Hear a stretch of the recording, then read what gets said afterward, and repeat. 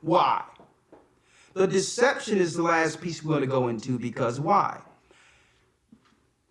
If you're going to follow something or relay it to others, you should give them full disclosure of its history, and then give them an opportunity to choose whether or not to go down that path. And that's why, even though I don't follow paganism or have any respect for those that worship the pagan gods and their gods, as a matter of fact, I disrespect the gods of the pagans, I respect them for making an honest choice to be pagans. At least they have full disclosure of that history, and are not making an excuse for it, so that when this time of year do come around, they can relish in the spirit of it. They can totally consume the good of it, knowing exactly where it came from. So Christ said, either be hot or cold or be spewed out. Right? So I want to go into the deception, because why? At the very end, tell people the origin of it, and then give them a choice on whether or not to follow it. Which means, if you're not willing to tell people the truth about it, you know something is wrong with it. In your heart of hearts, and I'm speaking of the authority now, if you're going to deceive somebody into following something with a false narrative, that means you must know it's evil. You know there's something dark about it. Okay, so I'm going to deal with the deception piece last, and I want to hear how you all in this knowledge are getting along this time of year on this day. You see what we're doing? Now, why do I have this tree in front of me, jumping right in? The disciples teach according to this day, and I want tradition. Someone asked, what a tree do? A few sections today, right? Like I discussed, it's something about this time of year that lead people to be more respectful, cordial, and nice. Why are people inordinately happy? It's like inordinate to the degree of happiness opposed to any other time of year. Is that a tradition? I want to also go into, what did Christ and the disciples teach according to this day? And I wanted to go there because usually we're told that it had something to do with Christ's birth, which is the beginning of what we would call that respect of that child being born December 25th.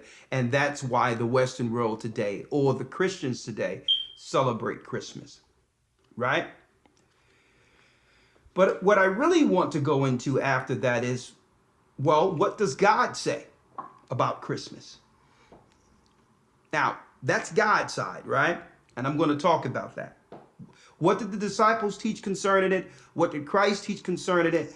And the last piece I'm going to touch on, I'm going to jump from one to the next. You know, I'm going to finish up one part and jump to the next. The next one and the last one will be the deception. Why? The deception is the last piece we're going to go into, because why? If you're going to follow something or relay it to others, you should give them full disclosure of its history, and then give them an opportunity to choose whether or not to go down that path. And that's why, even though I don't follow paganism or have any respect for those that worship the pagan gods and their gods, as a matter of fact, I disrespect the gods of the pagans, I respect them for making an honest choice to be pagans.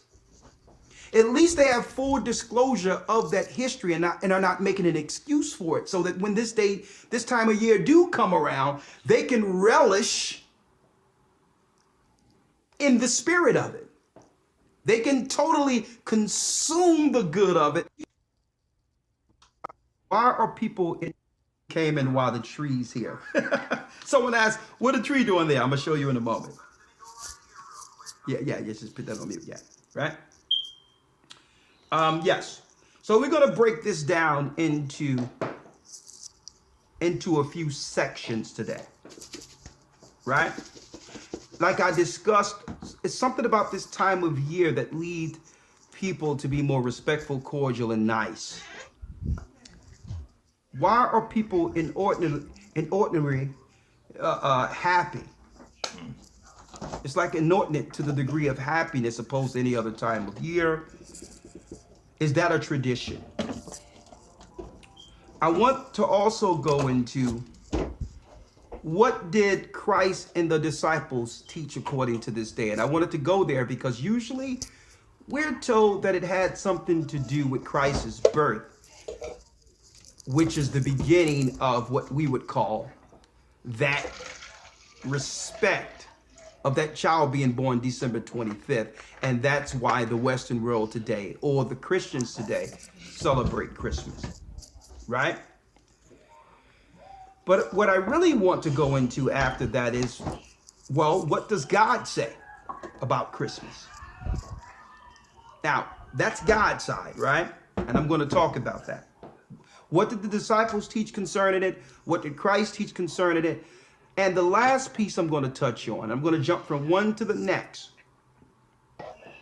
You know, I'm going to finish up one part and jump to the next. The next one and the last one will be the deception. Why? The deception is the last piece we're going to go into because why? If you're going to follow something or relay it to others, you should give them full disclosure of its history and then give them an opportunity to choose whether or not to go down that path. And that's why even though I don't follow paganism or have any respect for those that worship the pagan gods and their gods, as a matter of fact, I disrespect the gods of the pagans. I respect them for making an honest choice to be pagans.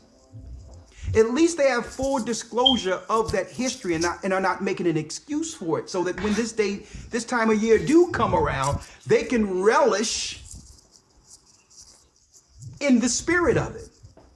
They can totally consume the good of it, knowing exactly where it came from. So Christ said either be hot or cold or be spewed out. Right? So I want to go into the deception because why? At the very end, tell people the origin of it and then give them a choice on whether or not to follow it. Which means if you're not willing to tell people the truth about it, you know something is wrong with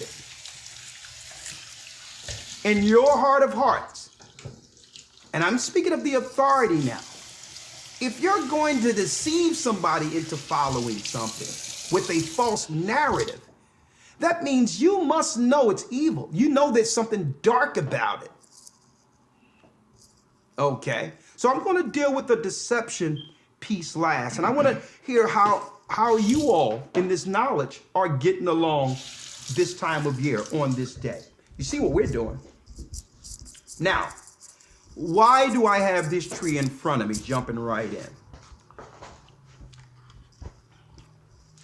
2008, Elder Lawyer. 2008, I went to a church in New Jersey, a black pastor who was interested in knowing more about this Israelite thing as far as what we believe. So we were invited into his church. Now,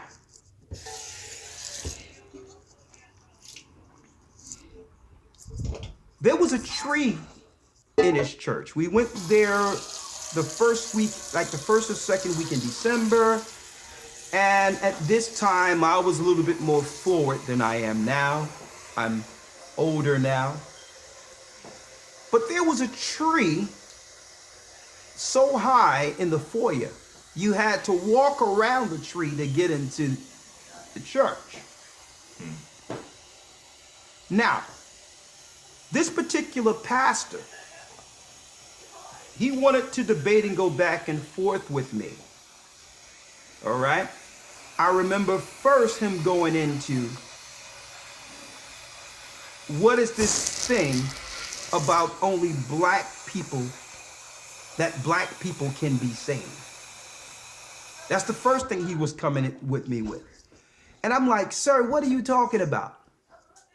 Whoever said that being an Israelite or following the law, statutes, and commandments mean that only black people can be saved? Who told you that? So what you're doing now is really almost to a level of smearing someone. Okay? That's not honest. If you want to know what I believe, ask me what I believe. Because being an Israelite isn't a group. It isn't an ideology. Those are the people in the Bible. Now, just like you're going to have white people who might not like black people.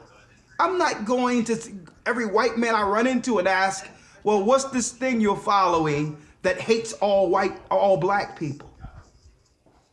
That's nonsensical. That's unintelligent to actually walk and believe that that there's a blanket understanding of what an Israelite is. It's condescending and disrespectful. That's what I was telling them. I'm like, sir, that's totally condescending and disrespectful to relegate the gospel of Christ and what I believe into, and you have quantified this. And you will probably say that to people in your congregation, that it means only black people can be saved. It's disingenuous. That's the word. So I had to get that out of the way first. I'm like, because it's utterly ridiculous. Christ was an Israelite. The disciples were Israelites. Right? But then, at that time, being a younger man, being in my, younger man, I'm like, you know what? It's time to hit him in the jugular now. I'm like, sir, you have an idol in your foyer, a Christmas tree. He says, what? But you have an idol in your foyer, a Christmas tree. He was a brother, pastor, long tenured pastor in New Jersey. He was in Camden, mind you. And he said, well, God is not going to judge me for having a tree in my foyer in respect of me honoring his son, Jesus. You love the baby blue and the pastel collection? 3. Happy. We're told that it had something to do with. I want to also go into what did Christ and the disciples teach according to this day. And I wanted to go there because usually we're told that it had something to do with Christ's birth, which is the beginning of what we would call that respect of that child being born December 25th. And that's why the Western world today, or the Christians today, celebrate Christmas. Right? But what I really want to go into after that is, well, what does God say about Christmas? Now, that's God's side, right? And I'm going to talk about that. What did the disciples teach concerning it? What did Christ teach concerning it? And the last piece I'm going to touch on, I'm going to jump from one to the next. I'm going to finish up one part and jump to the next. The next one and the last one will be the deception. Why? The deception is the last piece we're going to go into because why? If you're going to follow something or relay it to others, you should give them full disclosure of its history and then give them an opportunity to choose whether or not to go down that path. And that's why even though I don't follow paganism or have any respect for those that worship the pagan gods and their gods, as a matter of fact, I disrespect the gods of the pagans. I respect them for making an honest choice to be pagans. At least they have full disclosure of that history and are not making an excuse for it, so that when this time of year do come around, they can relish in the spirit of it.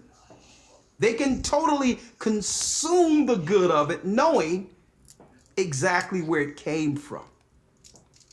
So Christ said either be hot or cold or be spewed out. Right? So I want to go into the deception because why? At the very end, tell people the origin of it and then give them a choice on whether or not to follow it. Which means if you're not willing to tell people the truth about it, you know something is wrong with it. In your heart of hearts, and I'm speaking of the authority now, if you're going to deceive somebody into following something with a false narrative, that means you must know it's evil. You know there's something dark about it. Okay, so I'm going to deal with the deception piece last, and I want to hear how you all in this knowledge are getting along this time of year on this day. You see what we're doing? Now, why do I have this tree in front of me, jumping right in? 2008, Elder Lawyer. 2008, I went to a church in New Jersey, a black pastor who was interested in knowing more about this Israelite thing as far as what we believe. So we were invited into his church. Now,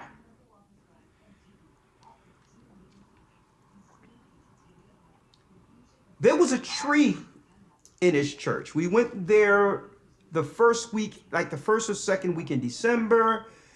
And at this time, I was a little bit more forward than I am now. I'm older now. But there was a tree so high in the foyer, you had to walk around the tree to get into the church. Now, this particular pastor, he wanted to debate and go back and forth with me. All right? I remember first him going into, what is this thing about only black people, that black people can be saved? That's the first thing he was coming with me with. And I'm like, sir, what are you talking about? Whoever said that being an Israelite or following the law, statutes, and commandments mean that only black people can be saved? Who told you that? So what you're doing now is really almost to a level of smearing someone. Okay? That's not honest. If you want to know what I believe, ask me what I believe. Because being an Israelite isn't a group. It isn't an ideology. Those are the people in the Bible. Now, just like you're going to have white people who might not like black people. I'm not going to every white man I run into and ask, well, what's this thing you're following that hates all black people? That's nonsensical. That's unintelligent to actually walk and believe that that there's a blanket understanding of what an Israelite is. It's condescending and disrespectful. That's what I was telling them. I'm like, sir, that's totally condescending and disrespectful to relegate the gospel of Christ and what I believe into, and you've quantified this. And you will probably say that to people in your congregation, that it means only black people can be saved. It's disingenuous. That's the word. So I had to get that out of the way first. I'm like, because it's utterly ridiculous. Christ was an Israelite. The disciples were Israelites. Right? But then, at that time, being a younger man, being in my, younger man, I'm like, you know what? It's time to hit him in the jugular now. I'm like, sir, you have an idol in your foyer, a Christmas tree. He says, what? But you have an idol in your foyer. a Christmas tree.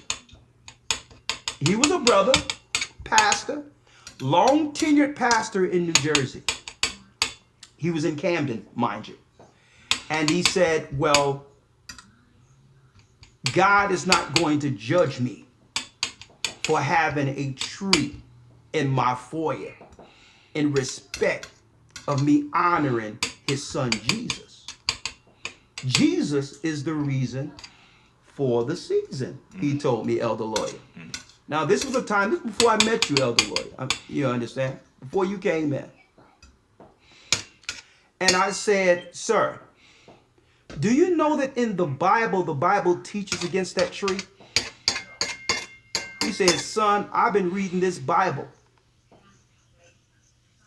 for decades.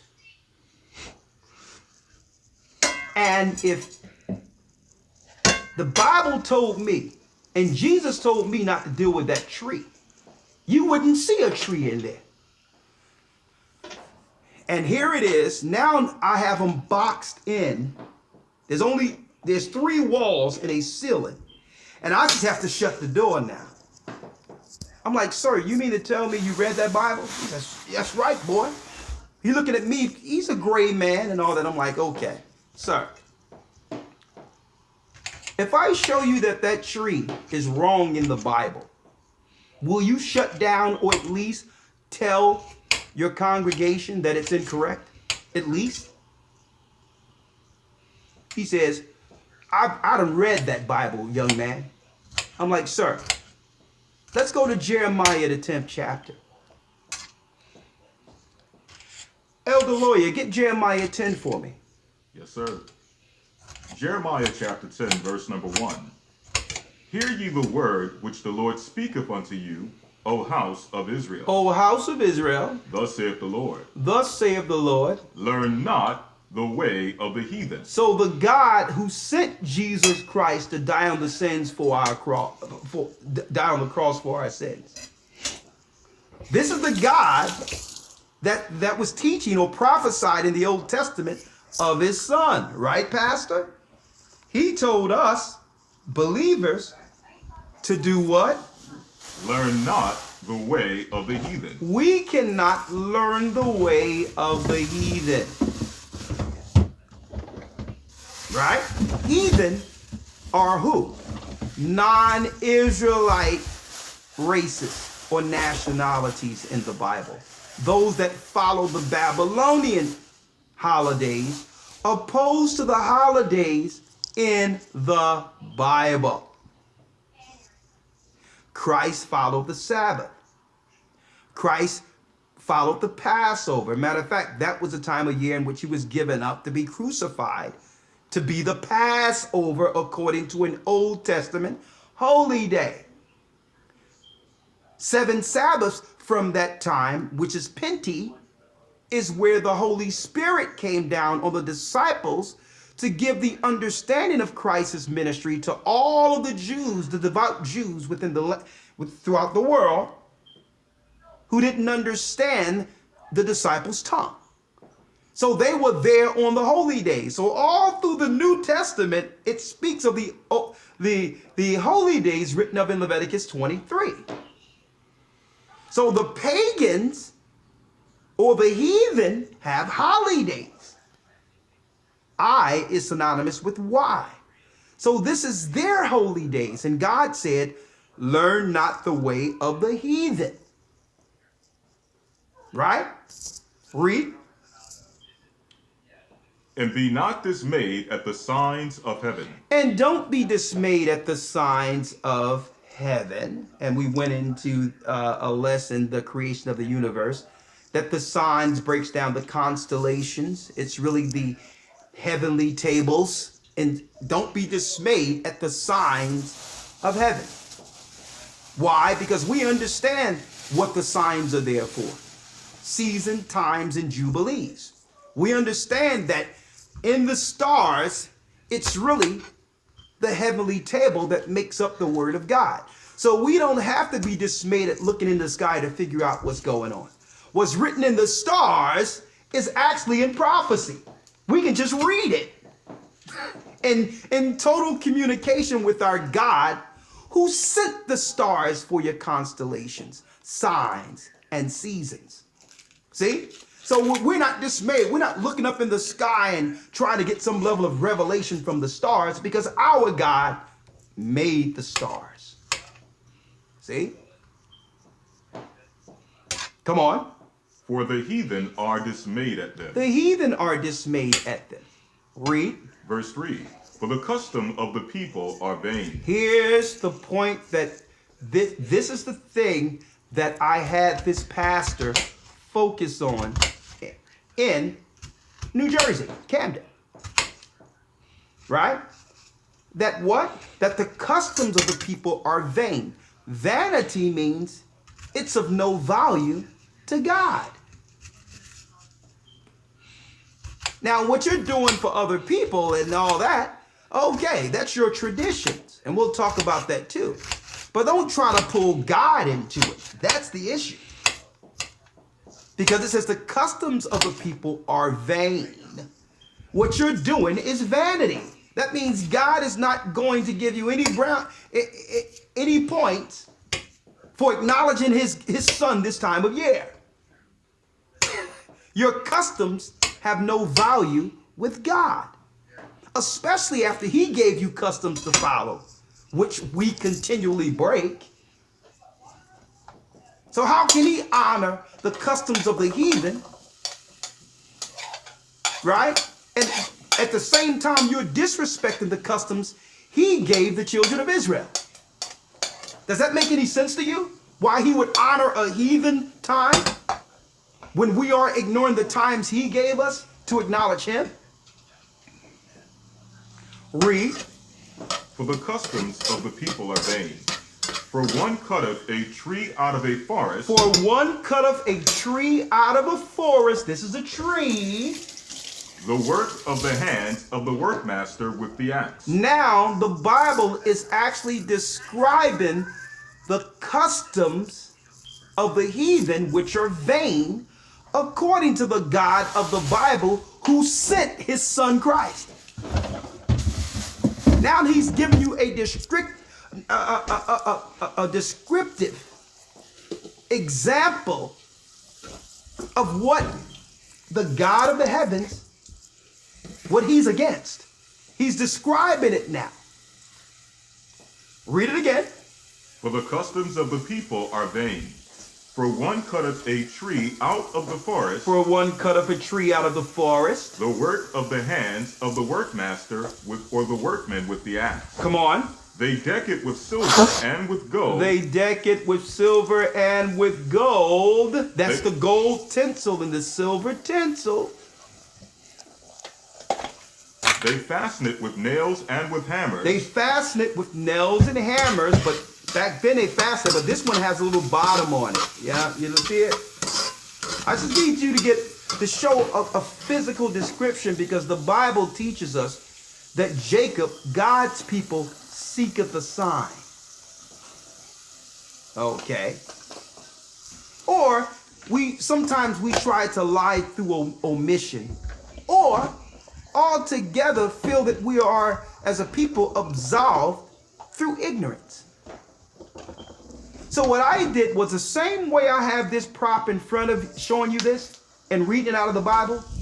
I was using that tree in a Christian church as the example to that pastor of what not to do according to the God he claimed to serve. Read. They deck it with silver and with gold. They fasten it with nails and with hammers, that it move not. Come on. They are upright as the palm tree, but speak not. Come on. They must needs be born, because they cannot go. Be not afraid of them. Be not afraid of them, the God of Israel told his people. Read. For they cannot do evil. They do. So obviously there's some type of pressure that's on people this time of year, where God is telling his people, be not afraid of the environment and what's going on during that time. Nothing can happen to you. Walk the straight gate is what our God was telling us. Read. Be not afraid of them, For they cannot do evil, neither also is it in them to do good. Neither even if it is it in them to do good. Why did the God of Israel say this through the prophet Jeremiah, you might ask? Well, you have to realize there was history with the Babylonian tree. There was history that was with the tree. That the tree erected over Nimrod's grave. Nimrod is the hunter, or the power or god that was worshipped in ancient Babylon, who was married to his mother Semiramis.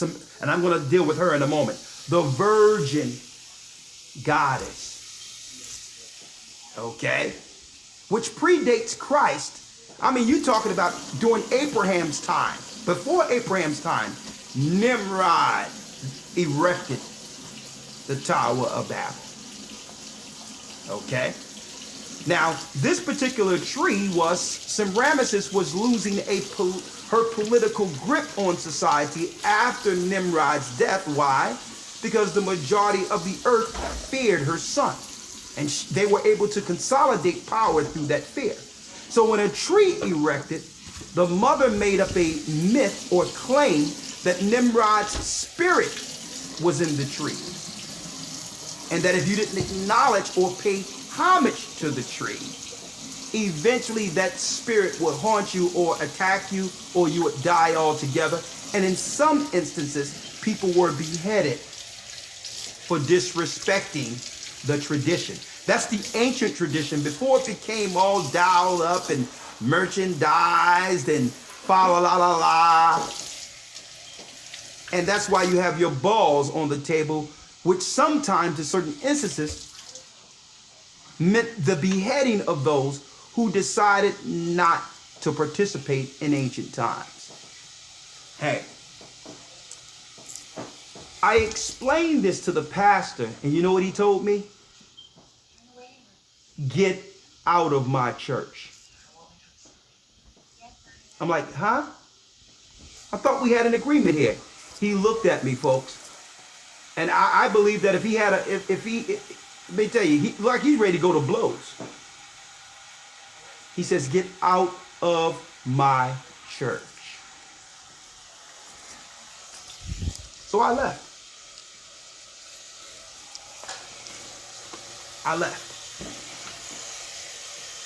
We ought to obey God rather than men.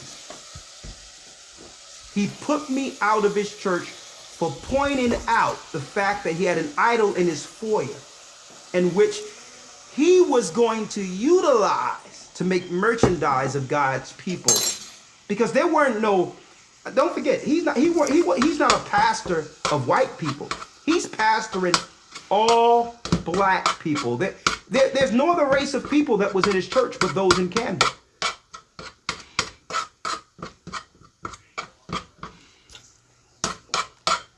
And hey, he cannot say he wasn't told. You have anything to say otherwise?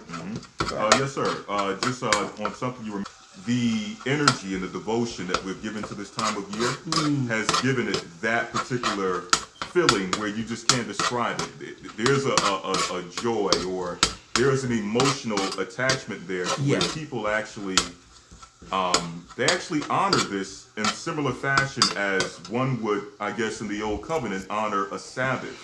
So where you see that spirit of rest, you see that spirit of peace in the earth, where people are more cordial, people are more, they seem like they're more spiritual or what have you during this particular time of year. More human, more loving, more caring. Exactly. As if there's some level of accountability for that. Like, what's the base of that spirit is what we're trying to figure out. As if they're doing right by God. And you know what? A lot of them feel that way. But what is that spirit, though, is what we'll identify. Right. But there is a spirit there somewhere. Because why? Man, I sure wish that we could actually, and they force you to deal with it like a Sabbath. It's like, now I feel right now what our forefathers felt when the Passover came around. There was no merchandise. There was no stores. All the stores are closed on this particular day, like it used to be in Israel on a Sabbath, like you were mentioning. Exactly. I wish we can feel like this love we're feeling all the time, because we used to feel this every week on the Sabbath. So it's like the world is waiting for one particular time of year to be nice and feel this way. When at one time under the Hebrews, before we fell, we felt this way every Sabbath, from Sabbath to Sabbath, because everything was shut down to a degree in which we had to acknowledge and interact with each other. And the Sabbath reminds us of that law, that civility that was given to us, the reminder of our people going into captivity and being freed from the hands of the Egyptians. See? And now I'm like, man, did they steal God's stilo? Did they steal his vibration?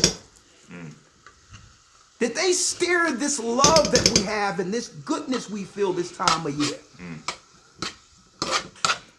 Or not just steal it, a better word, have they redirected that love? Is it being redirected? Is a better question. Yes. Because let me tell you, I love the fact that people are nice to each other this time of year and feeling good, and you can have a stranger who would just look at you and try to, be wary of you.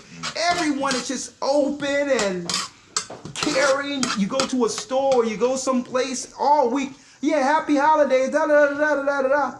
Man, who wouldn't like that? But is that spirit, this kindness, being redirected someplace else? Yes. And to answer that question, the scripture in Isaiah chapter 58, verse 13 speaks about making the Sabbath a delight. Yeah. So it's like whatever you put your heart and your mind and you give all of your devotion into keeping the Sabbath a peaceful day, a day of rest, then that Sabbath becomes a delight. Well, as you mentioned, that stilo or that energy has been redirected to where that devotion that would one day, or that peace and that rest, that solitude that would be there for the Sabbath, is now associated with someone else's holiday. Exactly. But now it's time to really figure out, where has it been redirected to? Where has it been redirected to, folks? Where? Let me see if Elder Gaja is with us. Hold on 1 second. Okay, he's here. Let me bring in Elder Gaja real quick. 1 second.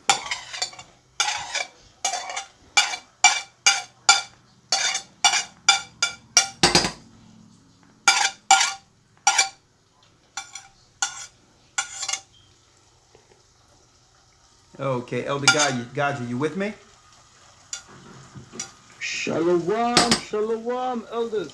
How are you doing? I'm blessed. I tell you what, I'm happy that this day is almost done. Oh my goodness. Yeah, what's going on over there? Man, I can't deal with it. I can't deal with the lights. I can't deal with the trees. I can't deal with everything. Like you said just before, Eloy, like this so-called this pseudo Sabbath that people get into. It drives me crazy. You with me? So I mean, I can't wait for the ball to just drop and we go back to normality. You understand? Hey, I tell you what, man. I was amongst some people the other day and I heard someone say, "Boy, I got that glazed ham just working right now." Right. I got the pineapples in the middle. I got the pepper in the top, in the middle of that thing. And I got that ham ready to go. We're going to talk about that too. But so you with me? I just want to make sure you with me. I'm about to jump in real quick, okay? Hey, I'm here, man. I'm ready to go. All right. And it's deep in itself, like I was just mentioning, that the fact that I brought this out with a pastor years ago in a black church, where the Bible distinctly told him not to have that idol in his building. And instead of him really, I'll tell you what, thanking me for relaying some information to him that he overlooked, because obviously after telling me he read the Bible backwards and forward, it's just one thing he probably overlooked.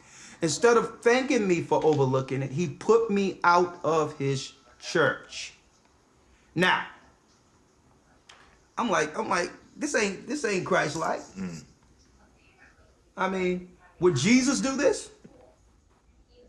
Really, I'll tell you what, thanking me, distinctly and that the fact that I brought this out with a pastor years ago in a black church where the Bible distinctly told him not to have that idol in his building. And instead of him really, I'll tell you what, thanking me for relaying some information to him that he overlooked, because obviously after telling me he read the Bible backwards and forward, it's just one thing he probably overlooked. Instead of thanking me for overlooking it, he put me out of his church. Now, I'm like, this ain't Christ-like. I mean, would Jesus do this? Come on. Yeah. 2 years ago, man, we went into a church about this time of the year as well. And we were reading the Bible in the church, and the pastor called the police on us. Yo, check this out. When the police shows up, right? They go. The police ask them, what are they doing? And they go, oh, they're reading the Bible. And the police went, what? Isn't this a church? It's like the police was bemused. I couldn't believe it that they call the police on us for reading the Bible in the church. You with me? And it's, hey, listen, these Christian churches are these Nimrod churches. That's what they are. The pagan temples. You with me? Whether they know it or not, that's what it is. It's a pagan temple. I know you hitting them hard real quick, but I'm trying to give it to him in increments now. I'm trying to give it. I know you. Baby, he's small. Man, listen, he just got a sword chopping right now. But I'm trying to work. I'm trying to just slowly paint the whole picture, right? All right. So just hold. I'm gonna cut you loose in a moment, guys. Just hold tight, all right? All right, man. I'm on mute. All right, great. That's all the gotcha. All right. I'll tell you what. Now, first of all, what did the disciples have to say about this particular time of year, right? Now, Christ said he came not down to do his own will, but the will of him that sent him. Let's get that real quick in the book of John. St. John chapter 5, verse number 38. And the reason why I'm going into the Christ part of this first is for the simple fact that pastors going forward. Now, people is one other thing, right? Our people trust that our pastors are leading them correctly. The Bible even calls those in the church and those within the pews and those members of the church, they're more so like sheep being guided by a shepherd. So it's no negative reflection on those who don't know. The Bible says in times past, he winked at our ignorance, but now command everyone everywhere to repent. So you can't come down on the sheep who entrusted that their pastor would give them the correct path. This is specifically for so-called elders and teachers who are in a position of apostleship, of evangelizing, right? So Christ said, what? Read it. This is St. John chapter 6, verse number 38. Come on. For I came down from heaven not to do mine own will. Not to do mine own will. But the will of him that sent me. But the will of him that sent me. So Christ didn't come in the New Testament to do something different than the God who sent him. Okay? He's the son of the same God that was speaking in Jeremiah 10, learn not the way of the heathen. Right? I need y'all to see this. So we're taught in, you know, and it's in our ignorance that this time of year and Christmas and all that has something to do with Christ. And through that, we hold dear this time of year as a tradition. And eventually, we hand down that tradition to our children. Most in total ignorance to what it is. But the Most High gives an opportunity for everyone to hear the truth before judgment, so that no one can say that they were without a warning, or at least the intel or intelligence to make an intelligent spiritual decision. So now I'm speaking to believers right now who've been using this day as a day to reverence the Messiah. Well, the Messiah said what? He come not down to do his own will. Read. But the will of him that sent me. But the will of him that sent him. The will of God. The God of the prophets of the Old Testament. Read. Verse number 39. And this is the Father's will which hath sent me. This is the Father's will that hath sent me. That of all which he hath given me, I should lose nothing, but should raise it up again the last day. All that the Most High have given him, he'll what? All that the Father hath given me, I will raise up. I will raise up. I should lose nothing, but shall raise I'm not it going to lose nothing, but shall raise up. again at the last day. Again at the last day. That's that remnant who walks that narrow path. See? He says, let me tell you, he says, when it comes to the world, hey, greater is the destruction for those who are in the world. His path is narrow. His path was given to him by our Father. So Christ wouldn't be doing a tradition or a holiday in which the world could accept. That's number one.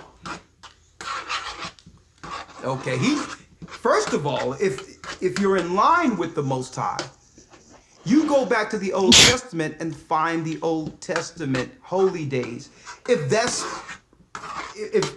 what you would like to do as a tradition.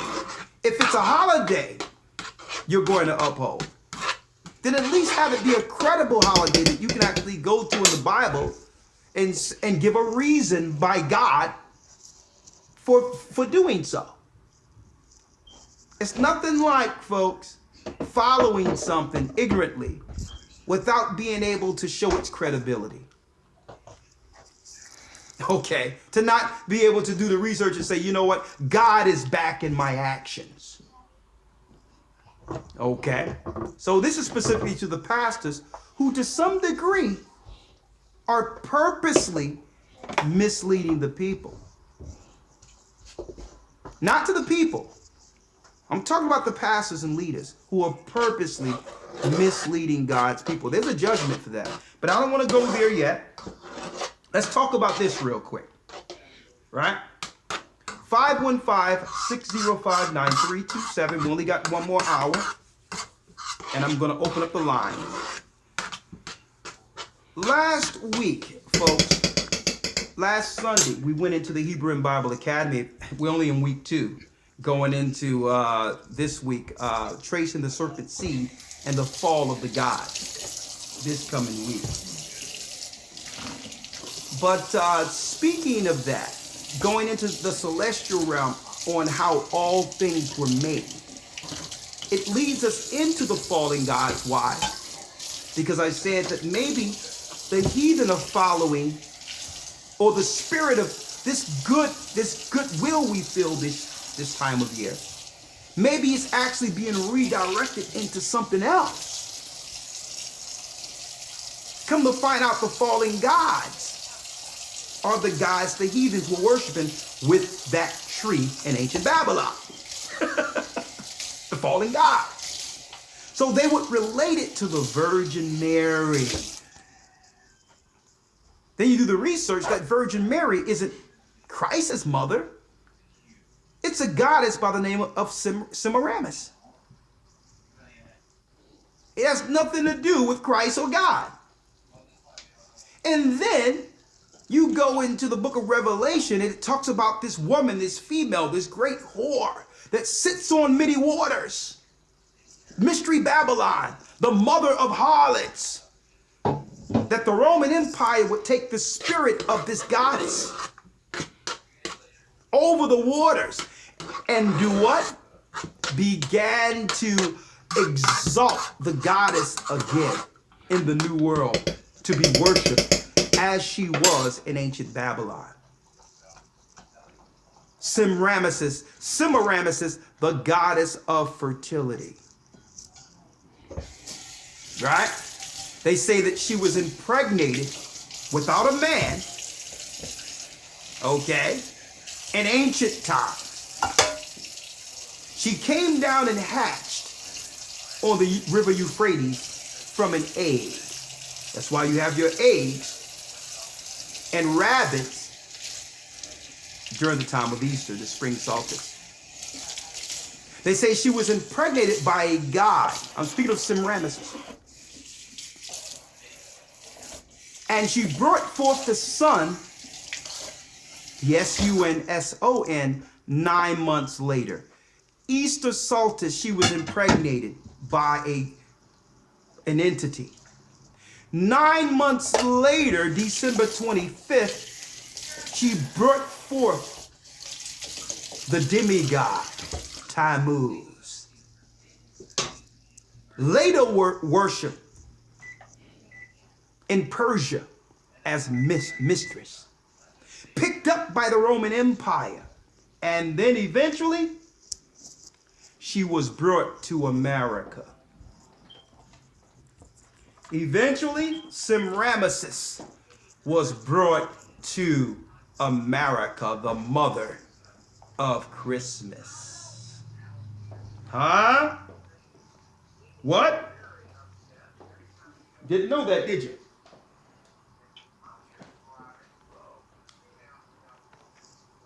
One second here. She was brought to America, folks.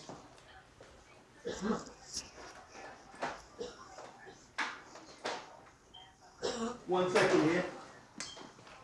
One second.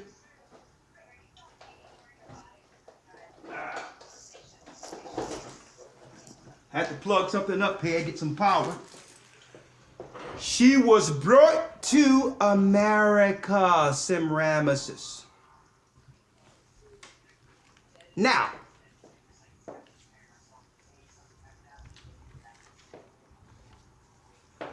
I need you to think about that for a minute, because we learn of these traditions not by our God, but while in servitude. Now, the pagans who founded this country, the occultists who founded this country, had full knowledge of the ancient Babylonian gods and goddesses they were worshiping. They continued to worship and give honor and sacrifice, including child sacrifice, to these same gods and goddesses within secret societies and in high political authoritative circles. So that at this time of year, like it was during when we were in slavery, the authoritative priests and priestesses who were set up in high positions must give gifts and rest to their servants for this time of year in reverence to the gods. That's why your boss is nice this time of year. They give you an extra check or bonus, because that's what they do in reverence to that ritual this time of year. And that particular spirit trickles down throughout all of society. You got extra money, you feel good, you're saying hi to everyone. Hey, how you doing? Hey, Merry Christmas. Hi. Oh, getting a day off, getting an extra day off. But then we began, Elder Lawyer, to examine the people who founded New York, who's supposed to be of the Torah, who's supposed to be following the God of Israel as they claim. Right? But check this out. But check this out here.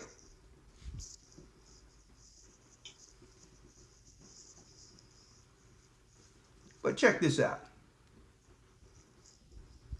Here's Chrome here. There it is. Let me pull it up here. Let me get it here.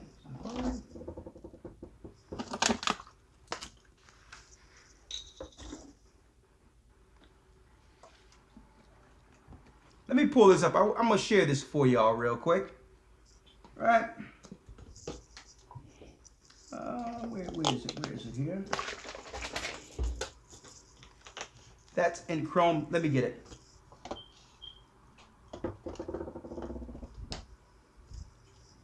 On your screen here. Now, of course, I can't play this because if I played it, I would get a copyright strike altogether if I played it over 10 seconds.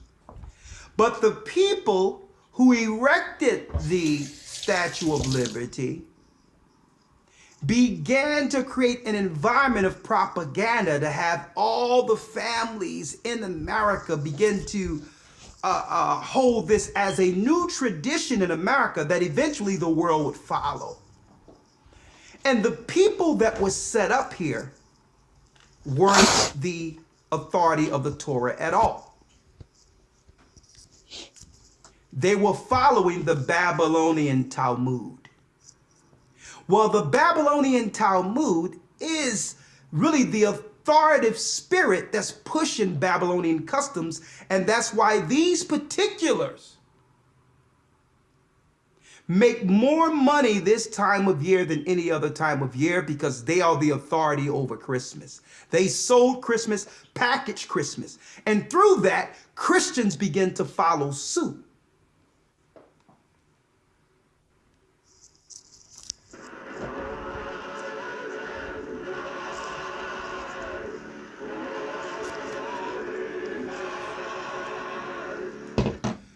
Selling cartoons to our children of Christmas, starring Cecil B. DeMille. Cecil B. DeMille, who made the Ten Commandments, starring Charlton Heston. Starring Charlton Heston, began to push this propaganda in America. People who at the core don't even believe in Christ began to sell Christmas, and Christmas was sold in the early 30s and 40s and all that by Hollywood. Silent Night, Holy Night, Bing Crosby, not only Bing Crosby, Frank Sinatra, on and on and on, the Black and White, Elvis. They started selling Christmas as a brand through Hollywood. The same people who claim to follow the Torah, who know what it says in Jeremiah, the 10th chapter.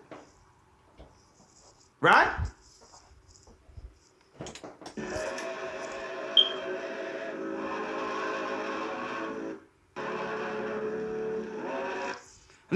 And check it out. Check out how they sold it. Not just to Black America, they sold it to all of America. Round yon virgin, mother and child. Round yon virgin, mother and child. You heard that? Yep, there's Babylonian ceramicists when they talk about the mother and child. So when you hear some Babylon, that means it's satanic. And while I'm talking, I might as well say this real fast. I believe in the Bible, not religion. Our religion and holidays are satanic, pagan. All their origins is from Babylon, Tower of Babel. Tower of Babel is a place where it was literally just ran by Satan. Then underground was like Nimrod, the king. Like it was ran by Satan, but the king was like Nimrod. Then the queen was like Semiramis. That was like Nimrod's half mother. She was like a female deity, like a fallen angel. You know what I'm saying? And then Christianity, religion does not equal the Bible. Because if you read the Bible and you look at the doctrine of Christianity or religion of it, they don't follow the Bible at all. You know what I'm saying? Example, Revelation 1:14-15, right? Daniel 7:9, KJV in the Bible, right? It describes Christ as dark skin with white wool hair. Obviously, they don't have that up. They're lying on Christ, the first begotten of the Father now, because they got Jesus there. That's not even his name. His name is Josiah. That means Savior in the ancient Hebrew. They're Hebrews, right? Most High's name is Ahia Ashurahai. That means I am that I am. He said it to Moses in the Exodus chapters. He said that, and he changes not. He said that's his name from memorial. It's not a title. That's his name. So outside of that, it's all Satan. Satan has many names. Jehovah, Yahweh, all Satan, right? Moloch, all that Baal.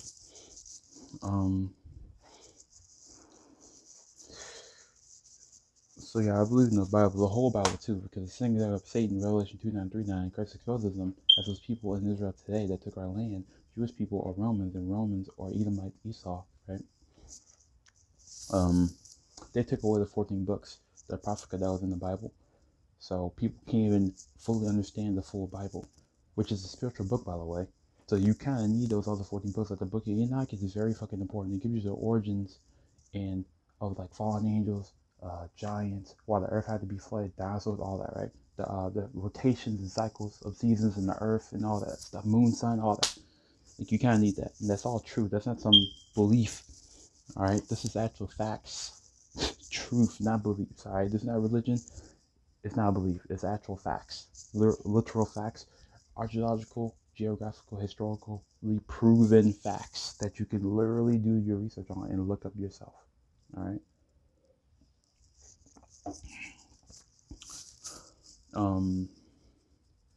One more example is Nephilim. Nephilim are the children of fallen angels. Fallen angels of Genesis 6, fallen angels came down, had sex with women, and made giants. There's Nephilim skeletons, 25 plus feet tall skeletons of human skeletons. And they're in like museums and shit. Like, that's proof of the Bible right there. Alright? Yeah, I was gonna say something else, but I kind of forgot.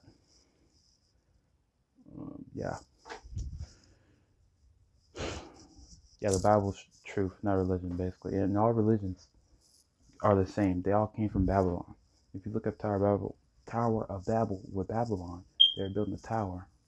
And the Most High split the tongue so they could start building the tower, because it was Satan's will to go up and fight the Most High in heaven, right? Because heaven's above, and stars and angels, in case you didn't know. They split the tongue. So it's the same religion from Babylon. It's just separated in different languages and locations. That's all these fucking religions are. It's Babylonian, alright? So yeah. The Israelites, the God's chosen people, they said they're scattered. Deuteronomy 28:68, Deuteronomy 28:64, they're scattered. They're in slave ships into America. They will not go back into the land until Christ returns. If they're in the land, there's no war. I mean, it's pretty obvious that the people there they're fakes. Like, I know them who say that Jews are not better than the other things. That Christ exposed them, alright? So people gotta wake up. Like, the world is of Satan. It said that in Job. Like, the Bible says broad, the majority, is the way of destruction, and the narrow straight path is the way of the kingdom. So majority is not good, because it's Satan's world. Obviously, in Satan's world, he's promoting all of his wicked shit, right? That's why society is so sinful now. So people gotta wake up, bro, and gotta do your research. You can't just be blindly following shit or going with the flow anymore, or following the masses. That shit ain't gonna work. Don't follow trends. You know what I'm saying? You can't believe these governments or doctors. They're liars. Alright? Stop taking drugs. these MEDs, VAX, SHOTs, I can't even say it or I get banned again. They're all bad for you. They put spirits in you. Spirits make you sick. It's depopulation, population control. Bill Gates, he said the same crap. Like, just gotta wake up. Christ is Darcy Warrior, and his real name is just Shai. That means Savior in ancient Hebrew. These are Hebrews right now. That's the ancient language that's in the heavens. Most High's real name is Ahaya Ashuraya. I am that I am. That's in the Bible in Exodus. That he said that to Moses, because Moses needed a name to get the Israelites out of Egypt. Because in Egypt they were worshiping many gods, aka fallen angels with names. Moses couldn't just go in Egypt and be like, somebody told me to get y'all. Nah, he needed a name, alright? So, time to wake up. Time and chance to come to all men. You that have an ear, let them hear. Well, this is your chance, brother. You better wake up. Like, Silent night, holy night. All is calm, all is bright. The bright star, Lucifer. Look behind him, there's a star. Round young virgin, mother and child. But the mother and child they're talking about is Babylonian. Semiramis, Nimrod incarnate as Tammuz. This is going to blow y'all away, brothers and sisters. oh yeah, that's December 25th, by the way. It's Nimrod, December 25th. Ain't nothing to do with Christ at all. So, because you know, all holidays and religions are satanic and pagan. Alright? On the screen, if y'all read this on the screen, let me make it bigger for you here. Let me make it a little bigger. Right there, right there. This is the god and goddesses who are worshipped in Yoruba, which is what you would call African spiritualism. Right? The pagan Africans, it says here. Now, mind you, a couple of weeks ago, Elder Lawyer, Elder Gaja, and myself pulled it out in that book about the Jesuits. And I need you to talk about this in a second, Elder Gaja. How the Jesuits are privately upholding and worshiping the Queen Mother of Heaven, the Virgin Madonna. Has nothing to do with Mary. Their real religion is to uphold that goddess, Semiramis, who's now the Statue of Liberty, who brought forth a child without a father, who became a demigod worshipped in ancient Babylon. Let me read this for you real quick. When you see the middle, it says Yamoja is associated with the Virgin Mary and Isis. The most beloved Orisha, their Orisha is a god or a lesser god. She is the goddess of the ocean and the moon, the crescent moon. In Islam, she's worshipped too. Goddess of the ocean and the moon, guardian of women and childbirth. Fertility, that's why you have your bunny who lay eggs, fertility, and witchcraft. She rules the subconscious, that's why people don't even know why they actually subconsciously feel good during this time of year. She rules the subconscious and creative endeavors. Her colors are blue and white. She is a special intercessor for mothers and gay men. That's why at the very end of our society, it's women liberation and the letters being celebrated. She's the, listen again, she's the intercessor for mothers and gay men. Simjaza, the leader of the rebel sons of heaven, and it goes into the gods that are connected with the Queen Mother of Heaven, Lady Liberty. Okay? And then under it, it's Oshun, rule the sweet waters, rivers, brooks, and streams. She is the goddess of love and passion and sensuality.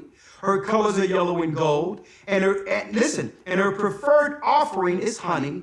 She is most often associated with Saint Cecilia. So the Catholic Saint Cecilia, when you burn a candle to these saints, you're burning them to gods and goddesses, leading back to the mother of fertility. That's your Easter, that's your Statue of Liberty, that's your Virgin Birth. The same female deity from Babylon. It's fertility because it says she came down from heaven like an asteroid and she has like an egg. It's a fallen angel. Fallen angel worship is pagan. Pagans worship the creature over the creator. You know what I'm saying? And they call them gods because they're pagans. When they're really just angels that have fallen, that means that they're fallen angels. They disobeyed the Most High, pretty much. There's fallen angels still falling to the day. People thinking it's asteroids and shit, meteors, when it's just fallen angels. So people gotta wake up. People gotta do research. There's no fucking chilling. There's no freaking, I don't even know anymore, guessing, assuming things. You gotta do research or you'll be a Satanist. There's no in between. You can't be somebody. There is no in between. Are you following Satan or are you following the Most High in Christ? The real Christ is shot at and the real Most High, I hire your high. If you're not following that, you're a Satanist. You might not know it, but you are. It's just that simple. Truth hurts. You know what I'm saying? Like, it is what it is. You know? That's right, folks. That's right. You're getting it here. It's involuntary worshiping of angels, the Bible says. Like, they try to get you mixed up in there when you don't even know it. That's the whole purpose. The biggest trick of the devil is making people think he didn't exist. Like, you don't have to know he exists to worship him. You know what I'm saying? Like, people don't realize that. You don't have to be in some secret New Masonry Illuminati to be a Satanist. Like, you don't. First. You're getting it here first. Do y'all see that? Do everyone see that? Everybody going, man, wow, boy. Huh? So who's really being celebrated here? Huh? They packaged it, and it's in our subconscious. It's in our subconscious. They let you off this time of year as what? As a reward for serving the masters for the rest of the year. So I would rather be treated nicely for the 3/4 of the year, and you can take your few weeks.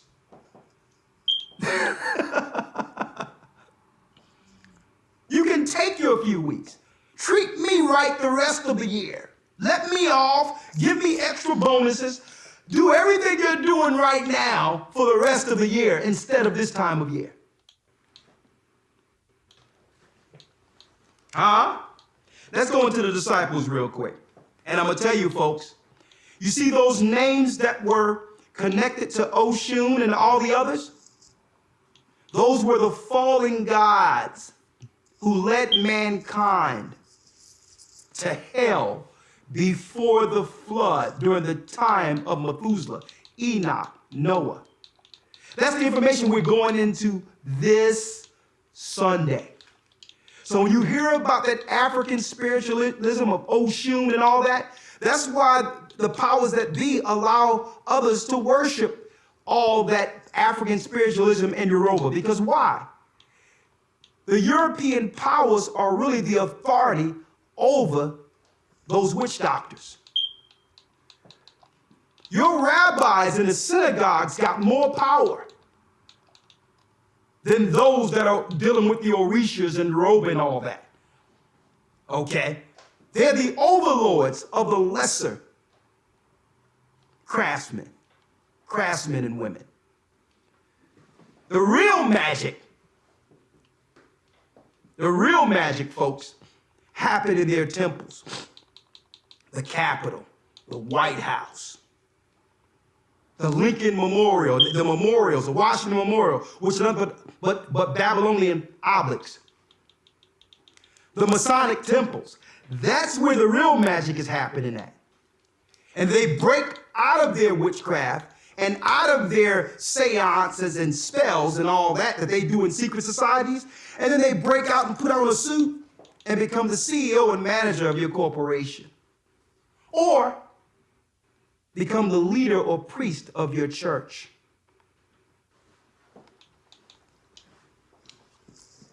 What you got, Lawyer? Let's go. Yes, sir. 1 Corinthians chapter 10, verse number 20. What did the disciples say? Read. But I say that the things which the Gentiles sacrifice, they sacrifice to devils. 1 second. Go ahead. But I say that the things which the Gentiles sacrifice, they sacrifice to devils and not to God. And not to God. Go on. And I would not that ye should have fellowship with devils. Ye cannot drink of the cup of the Lord and the cup of devils.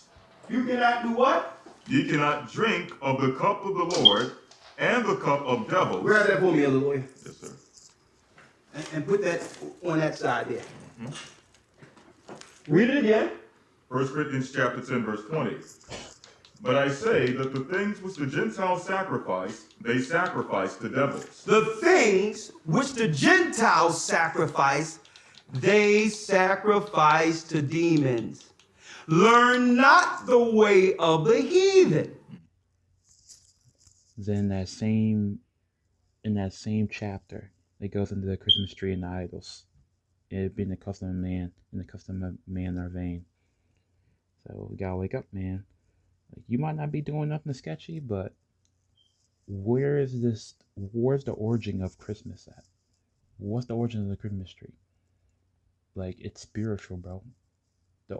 Like people are like, there's these fallen angels need human sacrifices, bro. So while we're at home with our families, or opening presents or eating, people are dying from a sacrifice literally specifically for Christmas, this holy day of Satan. So people gotta wake up, man. Like, we gotta wake up, bro.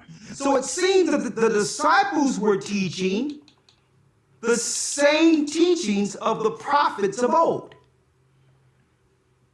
Heathen are the customs of the heathens are vain, like it says in Jeremiah 10. So the disciples were teaching, learn not the way of the Gentiles, the heathen. Read. The things which the Gentiles sacrifice, they sacrifice to devils and not to God. And not to God. And I would not that you should have fellowship with devils. And I would not that you should have fellowship with devils, demons. Read. Ye cannot drink the cup of the Lord and the cup of devils. Ye cannot be partakers of the Lord's table and of the table of devils. You can't be down with the Most High, but yet participate in Babylonian paganism. That's in the Bible. In the Bible. Be the hot or cold. Choose this day which God you'll follow. Now, what our brothers and sisters did in ignorance, the Most High will wink at. What I found is you can have this same feeling continually from one Sabbath to the next. And instead of dealing with it this time of year, these days, if you want to give gifts, do it on Purim, which is in February, the real holy day that God gave his people. Now, the people who are claiming to hold the Torah, claiming that they're following the Feast of Lights this time of year, no. They strategically set up their holy day during the same Babylonian time so that they can have a Babylonian Christmas, an ancient Babylonian Christmas, like it was done during the time of Jeremiah. While the lesser pagans do it at a different time under Saturnalia, giving them the authority over this whole time of year. That Feast of Lights that's going on right now is not the Feast of Lights according to the Bible, because it's not the time according to the 364-day schedule. Their time is strategically added or close to Christmas so that they can just celebrate Semiramis and Nimrod and all that the same time the lesser servants are actually celebrating it. Huh?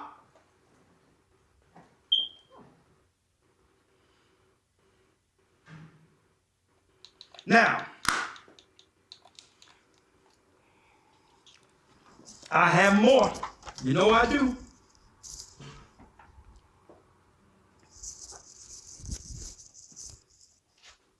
Elder Lawyer, Yes, sir. let's go to Revelation 18. Revelation chapter 18, verse number 1. Come on. And after these things, I saw another angel come down from heaven, having great power, and the earth was lightened with his glory. Come on. And he cried mightily with a loud voice, saying, Babylon the Great is fallen. Babylon the Great is fallen, it's fallen. And has become the habitation of devils. It has become the habitation of devils. The temples, the Masonic temples they have set up, the government temples they set up, were to do what? To make rituals, to hold and control spirits in this realm. This whole place has become the habitation of devils because why? Warlocks, witches, sorcerers, and astrologers, pagans who honor this time of year have been placed over the Babylonian world. That's why the people are mad. You're talking about a time in which it's mental health and people are dealing with mental health issues. Well, guess what? If the head's sick, eventually the rest of the people get sick. The mental illness is because no one is coming back to the Creator. See? Read. And behold, of every foul spirit, and a cage of every unclean and hateful bird. Every unclean and hateful bird is involved. I'm talking about it at the pinnacle of authority at this time. Read. Verse 3.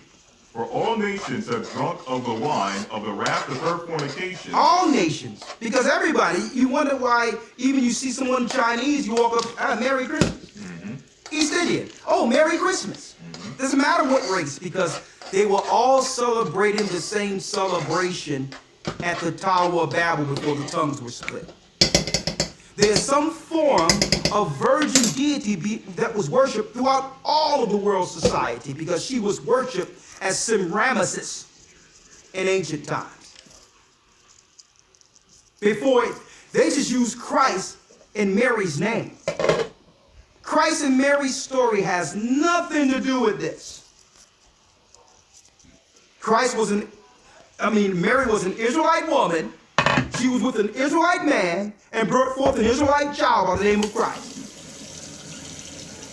And Christ said, I came not down to do my own will, but the will of him that sent me. The God of the Old Testament sent me. See? Read. For all nations have drunk of the wine of the wrath of her fornication. Come on. And the kings of the earth have committed fornication with her. And the merchants of the earth are waxed rich through the abundance of her delicacies. Come on. Verse number 4. And the whole earth to become rich through what? Her delicacies. That's why all nations have come here to take advantage of this new Christmas, this newfound time. Because why? It tells us in Revelation that all the nations gathered together to do what? Send gifts one another for doing what? Conquering the children of Israel. They're able to give gifts to each other because God's people are impoverished, in captivity, serving them. So all the nations come to America to take their part in the voluptuousness of the great harlot.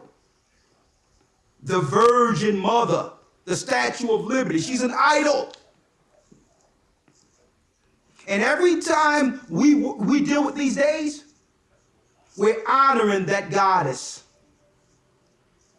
Silent night, holy night, all is calm, all is bright. You look at Cecil B. DeMille, who was behind a lot of those productions in the 40s, 50s, 10 Commandments and all that. When you look at his religion, they don't even believe in Christ. Cecil B. DeMille went to the synagogues. He didn't even believe in Christ. Y'all better wake up, man. Come on. Verse 4. And I heard another voice from heaven saying, Come out of her, my people. That voice is our God. This is why they're looking to demonize those who are following this truth. Because what?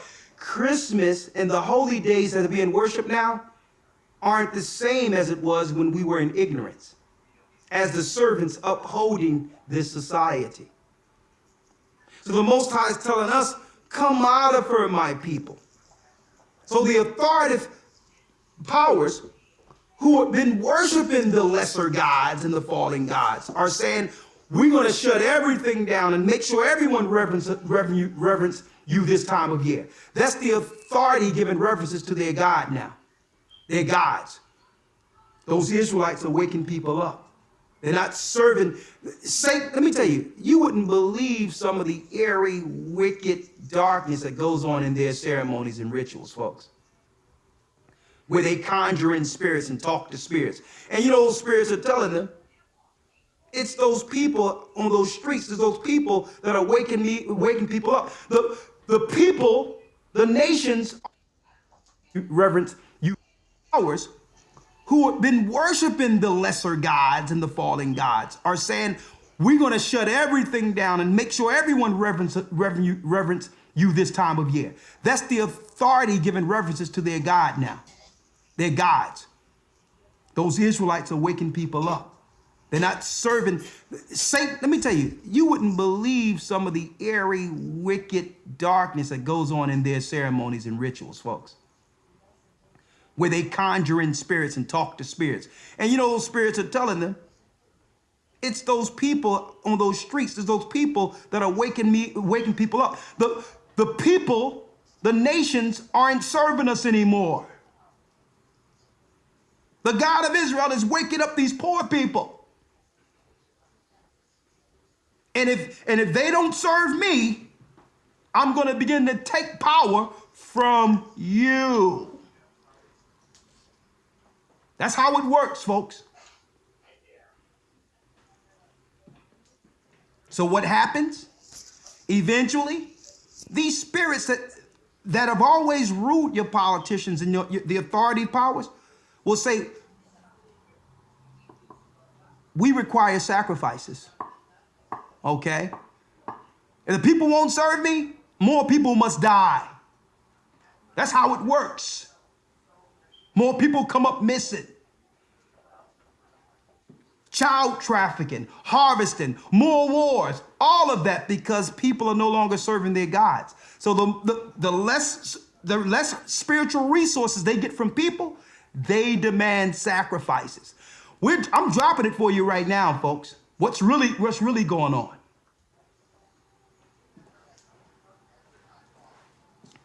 That's what really goes on in these secret circles. The people not serving me, they waking people up. Your preachers ain't doing the job and keeping them serving me. Guess what? We're going to need blood up in here. Somebody going to serve me.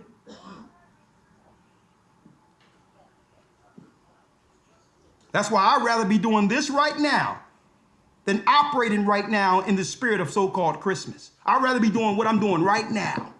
Not giving Satan, not giving none of them any of my life source. Even my mother wanted to come over and say, listen, ain't nobody doing nothing anyway. People are off. My mother said, well, let me come over and just cook for you. I know you don't celebrate, but let me cook for you. And the less spiritual resources they get from people, ours will say, of Israel is waking up these poor people. And if they don't serve me, I'm going to begin to take power from you. That's how it works, folks. So what happens? Eventually, these spirits that have always ruled your politicians and the authority powers will say, we require sacrifices. Okay?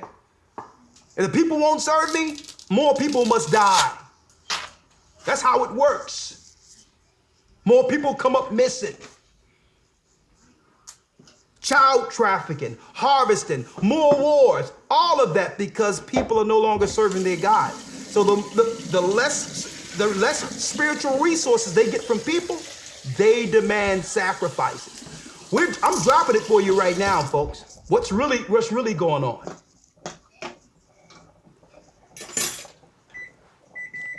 That's what really goes on in these secret circles.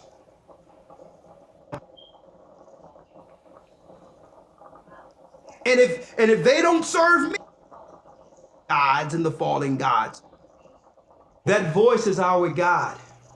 This is why they're looking to demonize those who are following this truth. Because what?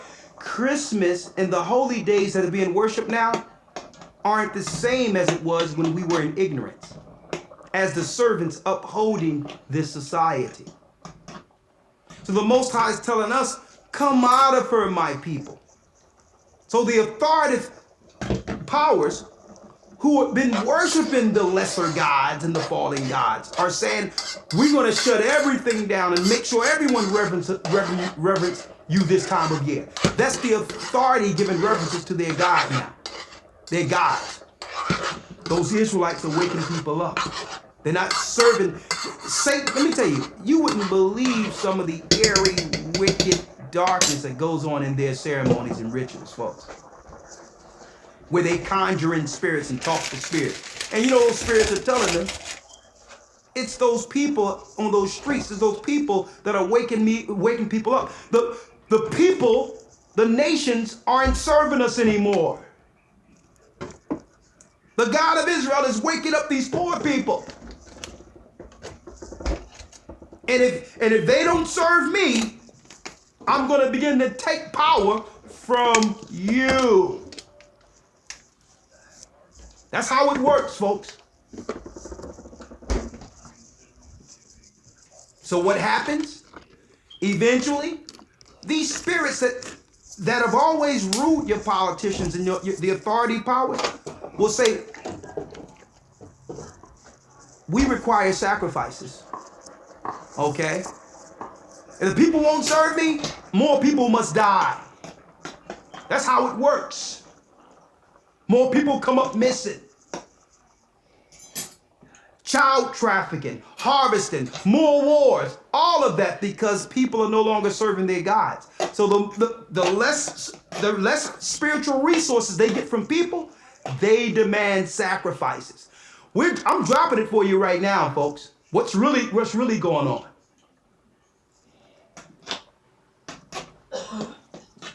That's what really goes on in these secret circles. The people not serving me, they waking people up. Your preachers ain't doing the job and keeping them serving me. Guess what? We're going to need blood up in here. Somebody going to serve me.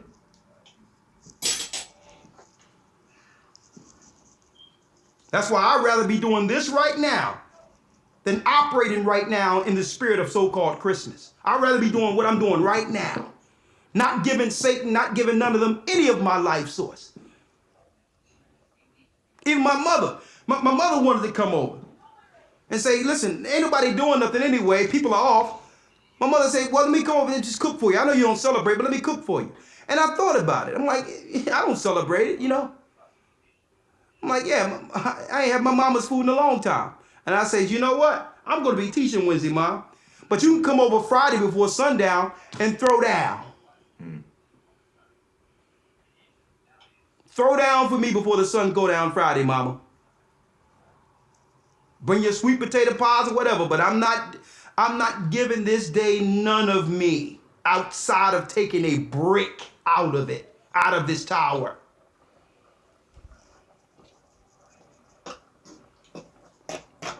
She said, okay. The food gonna taste good, the same a few days from now. Come on. Come out of her, my people. Come out of her, my people. That ye be not partakers of her sins. That ye be not partakers of her sins. And that you receive not of her plagues. And that you receive not of her plague. She'll get judged for redirecting the love and the spirit and the respect we have for our people. For all that spirit being redirected back to ancient Babylon. Back to Semiramis, the queen mother of heaven. And guess what? It's misdirected in the Christian church because the pagan church have been worshiping the Virgin Mother, which they know is really Semiramis, have nothing to do with Mary. Have nothing to do with Mary and Christ. They know it. Come on. Verse 5. For her sins have reached unto heaven, and the Most High have remembered her iniquities. And the Most High have remembered her sins. Come on. Reward her even as she has rewarded you. So this place for setting up and packaging and propagandizing Babylon and making it a merchandise through Hollywood and TV. Because through that propaganda, they sucked our people into it. Made us believe we were serving God in Christ and began to redirect all of our love and passion we have for God towards the Babylonian gods and goddesses. Just sucking the spirit out of the room. All that worship we do on Sunday, all that worship we do on Christmas, all that worship we do on Easter is being redirected. And the Most High is sitting there in the heavens where the angels are celebrating on Passover, Feast of Unleavened Bread, Memorial Blowing of the Trumpets.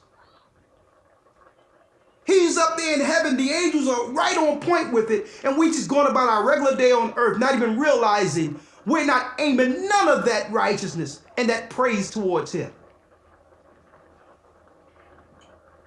Check that out. Right now, the angels and the Most High is sitting there on December 25th looking down. There's no celebration going on up there right now. And he's looking down on earth and looking at all these people, honoring and respecting a God, a power he hurled from the heavens for disobedience.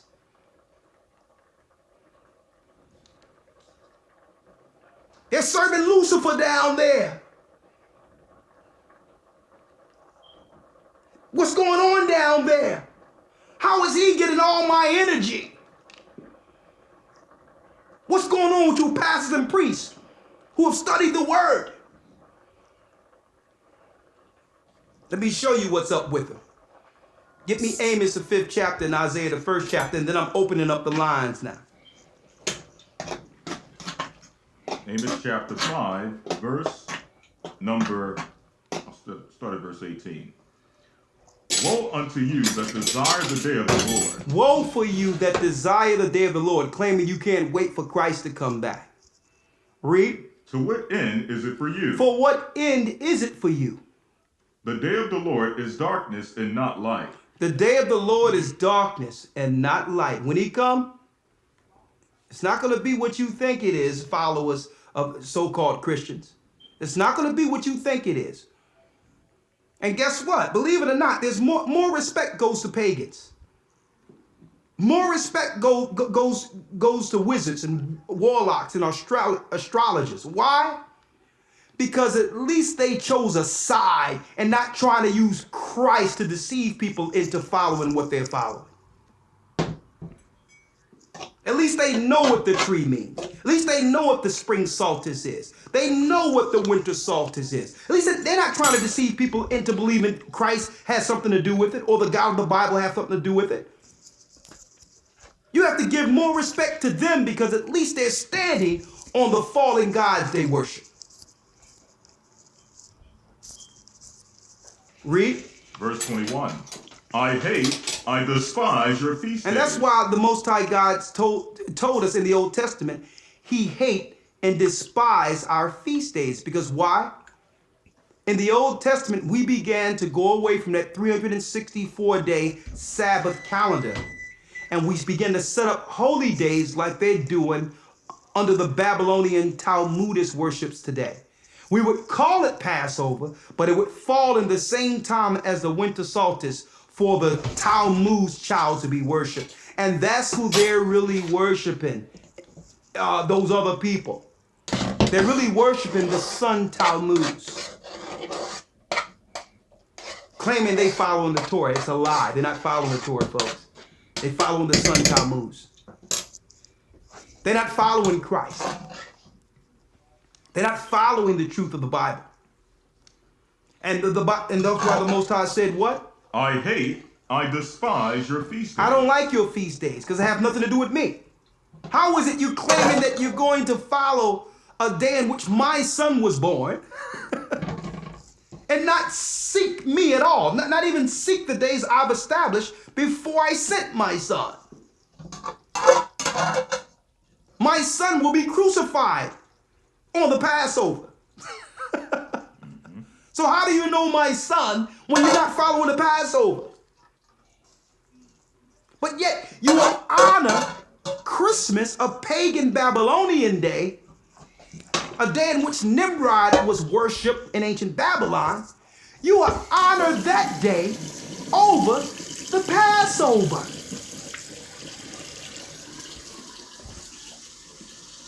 Read on. Verse 22. Though ye offer me burnt offerings and your meat offerings. Your meat offerings is the fat beast you kill and pray over.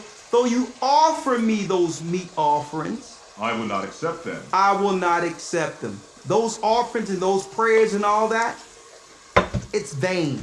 Same as that tree. You can pray over it, but all your energy is going to the fallen one. You mean well, but your pastor should know better. He should tell you its pagan origin and then give you a choice whether or not to enter into his congregation going forward. Not know he's the reason for the season. I know what it was, but I'm going to change it. How can you change what God said was wrong? The Bible tells you in Isaiah 5:20, woe to them that make good, that say good is evil and make evil good. Woe to them that makes good evil and evil good. How can you make right what God said is wrong? There's a punishment for that. Jesus is the reason for the season. And the overlords that are really controlling you, those in the synagogue that are really sending you the pamphlets to teach like sheep in your congregation, is laughing. Because they know exactly what it is. They know exactly what it is. They're laughing at you. I can pray. I know it's wrong, but I'm sanctifying it. I'm going, who's you? Who are you to sanctify? How can you cleanse what God made wrong?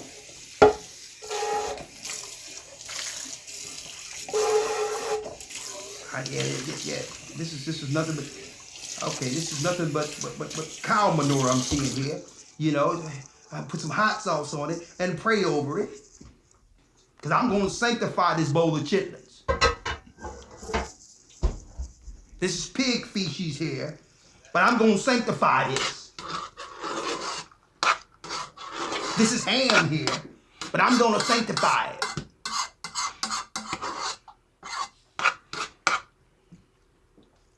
Huh? You're responsible as a priest of the Most High for turning the hearts of the sinners back to the Father. That's your responsibility as a priest. Not to just fill your pews. You're responsible for bringing the hearts and minds of the people back to the God who made them. Back to the original holy day. Back to the original Sabbath. That's why he said, come out of her, my people. There will be a rendition. A judgment is coming. The Gentiles are going to do what the Gentiles do. They're going to all celebrate together this time of year. They're going to all celebrate together, but our God is going to throw down eventually. And only those who are under God's protection will make it through this. Finish reading, because I want to wrap it up here. Come on. Yes, sir. Verse 23, take thou away from me the noise of thy songs. Take away from me the noise of thy songs. Deck the halls with bells of holly. Fa la la la la la la la. You singing that upstairs while children are being kidnapped and chained in your basements. Downstairs. Huh? You got the other girl, Charlene, what's her name? Theron. Charlize Theron from South Africa. An actress who adopted 2 little boys from Africa and are raising these 2 young children, boys, as little girls, as transgender girls. She's probably right now opening up gifts with little pink tutus and all that to put on these little black boys. In honor and reference of her god or goddesses that she serves and sacrificed to.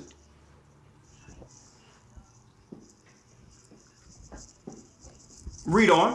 For I will not hear the melody of thy violence. I will not hear the melody of this song. You can sing all you want on this day. God said he's not hearing it. Read. Verse 24. But let judgment run down as water, and righteousness as a mighty stream. Come on. Have you not offered unto me sacrifices and offerings in the wilderness 40 years, O house of Israel? But you've borne the tabernacle of your Moloch, and your Chayun, your images, the star. So who is it? But you've borne the tabernacle of your Moloch. Of your Moloch. Moloch is associated with child sacrifice. Look up on your own. You can Google it right now. Moloch, cremation of care.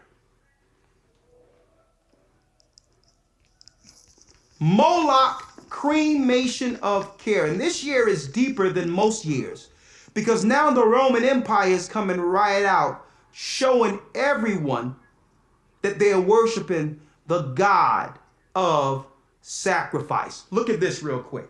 Let me pull it up. For those of you who don't have the knowledge or haven't done this research, let me show you. Moloch in Rome, next to the Vatican. A statue of Moloch unveiled in Rome this year. They're coming right out letting you know that when you bring your child to that tree, that all that energy bowing down is it's like bringing your child under the fire of Moloch. Let me show you. Let me show you real quick here. Y'all think I'll be making this stuff up, huh? Think I'm making it up? It's right before you. A statue of Moloch unveiled in Rome along with controversy, and it comes from the pagan news and perspectives. They're not even hiding it anymore. They just unveiled the god of Moloch, who is what? The god of human sacrifice. In Rome right now, next to the Vatican. You want to know why children are molested and killed and all that and child sex? Because all of it are rituals to this god. It's rituals to this god. Now, if they unveiled it, where was it before they unveiled it? In some room somewhere for child sacrifice. For this time of year, folks. The all-seeing eye in the middle of it. Knowing that your Masons and secret societies and all that really honor Moloch.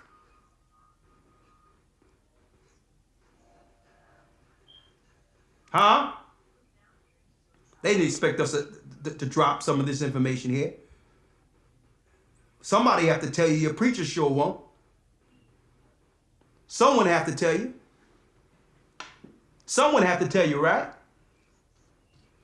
That's who you're really dealing with for this time of year, folks. And that's why they aimed all of this time of year towards children. Because it's really doing what? Snatching the hearts of your children and redirecting it to Satan. And child sacrifice. If they begin to honor and respect it, eventually their spirit will be led away from you without a hedge in which Satan can snatch them in the world. That's why the Bible says, train up a child the way he shall go, and when they're of age, they shall not depart from it. When you train up a child with this word, with the Bible, you're keeping them under God's hedge. If you're teaching them fallacies and mythology and witchcraft and Babylonian customs, eventually they're going to move from up under that hedge to be snatched by Moloch. And the authority knows this. Huh? Come on, other lawyer, come on. Yes, sir. Verse number 27. Therefore I will cause you to go into captivity beyond Damascus, saith the Lord, whose name is the God of hosts. Come on. Isaiah chapter 1, verse number 10. Come on. Hear the word of the Lord, ye rulers of Sodom. Give ear unto the law of our God, ye people of Gomorrah. To what purpose is the multitude of your sacrifices? Why are you sacrificing unto me? What are you really doing? 515-605-9327 if you would like to come in. Come on. To what purpose is the multitude of your sacrifices unto me, saith Come the on. Lord? I am full of the burnt offerings of rams, the fat of fed beasts, and I delight not in the blood of bullocks, or of lambs, or of the goats. When ye come to me, appear before me. Who have required this at your hand? Who told, God is saying in the Bible, who told you to bring your celebrations and your food and song to me on this day, at this time of year? Have you checked me first? Have you checked the Bible first? Or have you followed the traditions of men? Huh? What are you doing? You're fronting. You got a Bible in front of you with my instructions teaching people what? If you can't verify or give any credibility to that day from out of the Bible, you shouldn't be following it at all. And any pastor who would teach otherwise is an antichrist.